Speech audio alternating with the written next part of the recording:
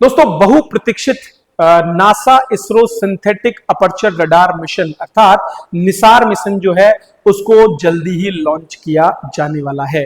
ठीक है, तो इस पर थोड़ा सा डिटेल में हम बात कर लेते हैं और समझते हैं कि आखिरकार कैसे ये आने वाले समय में भारत और इसरो जो नासा है उन दोनों के लिए काफी कुछ मददगार साबित होगा, विशेषकर मैपिंग के साथ में एक हाई रेजोल्यूशन डेटा सेट प्रदान करा करके, ताकि कई एप्लीकेशंस में इसका प्रयोग किया जा सके। तो अगर हम इसमें बात करें तो इसरो और नासा का संयुक्त मिशन है निसार, जिसका पूरा नाम है NASA ISRO synthetic aperture radar mission. इस निसार को 30 जुलाई को श्रीहरिकोटा से लॉन्च किया जाएगा। 1.5 बिलियन डॉलर का मिशन है और पृथ्वी की सतह की निगरानी में मदद करेगा। निसार उपग्रह हर 12 दिन में पृथ्वी की भूमि और बर्फीली सतह को स्कैन करेगा और प्राकृतिक आपदाएं जो आने वाली है, जो बदलाव होंगे, उनको देखेगा। तो हर 12 दिन में पूरी पृथ्वी का स्कैनिंग करने का काम इस निसार उपग्रह के द्वारा किया जाएगा। उपग्रह निसार जो है क्या करेगा, उच्च रिजोल्यूशन वाली सभी मौसमों और दिन रात के आंकड़ों को प्रदान करेगा। इससे थोड़ा बहुत भी अगर चेंज कुछ हो रहा है, बोले 12 दिनों के भीतर जो कुछ चेंज किसी इमेज में हमको देखने को मिलेगा, उसके आधार पर ये पता लग सकेगा कि कैसे जमीन का विनाश हो रहा है, बर्फ की चादर में क्या बदलाव हो रहा है, क्या ग्लोबल वार्मिंग के कुछ ऐसे प्रभाव हमको देखने को मिल रहे हैं, क्या हमारे जो अलग अलग जोन में होने वाली फसलें हैं वो कहीं पर मूवमेंट करती हुई दिखाई दे रही हैं, क्या उनका क्षेत्र बदल रहा है। इस तरह सभी तरह की चीजों पर ये जानकारी हमको देगा।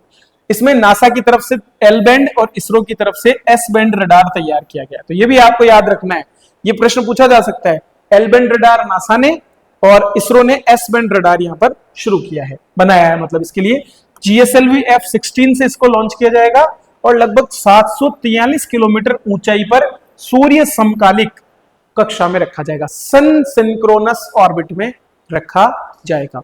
इसका मतलब समझने की हम कोशिश करते हैं कि सन सिंक्रोनस ऑर्बिट क्या होता है।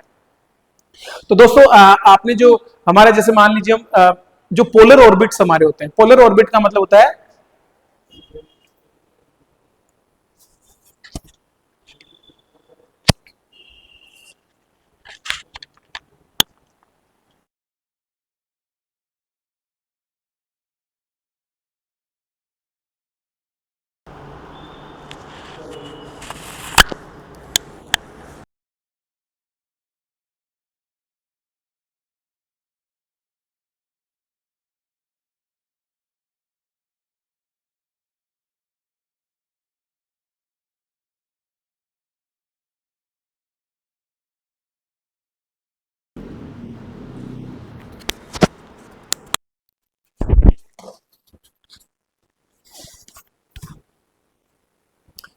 थोड़ा सा माइक का प्रॉब्लम आ गया था। ठीक है, चलिए तो आगे बढ़ते हैं। तो हम बात कर रहे थे सन सिंक्रोनस ऑर्बिट के बारे में।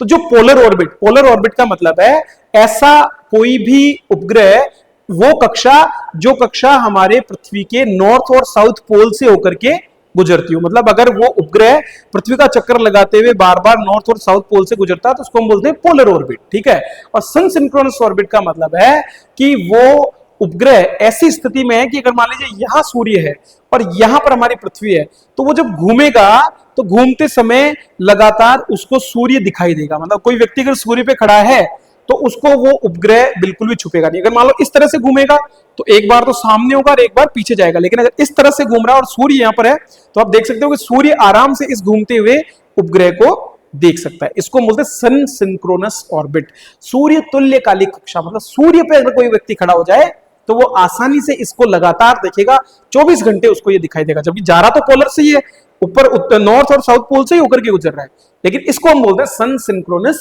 ऑर्बिट। क्लियर है, एक प्रकार का पोलर ऑर्बिट ही होता है, उसको हम सन सिंक्रोनस ऑर्बिट यहां पर कहते हैं। इसके अनुप्रयोगों में जहाजों का पता लगाना। तो भाई जहाजों का पता भाई स्कैन कर रहा है तो 12 दिनों के भीतर अगर मान लो कहीं पर भी किसी पिक्चर में कोई जहाज कहीं दिख रहा है और थोड़े समय बाद कहीं और दिख रहा है तो वहां से पता लगा सकते हैं। तटरेखा की निगरानी कर सकते हैं, तूफान का पता लग सकता है, मिट्टी की नमी में परिवर्तन, सतही जल संसाधन मानचित्रण, मतलब सेंसिंग से रिलेटेड जितने भी काम हो सकते हैं, आपदा प्रबंधन के जितने भी काम हो सकते हैं, रिमोट सेंसिंग के जितने भी काम हो सकते हैं, वो सारे आपका ये निसार उपग्रह यहाँ पर करने वाला है।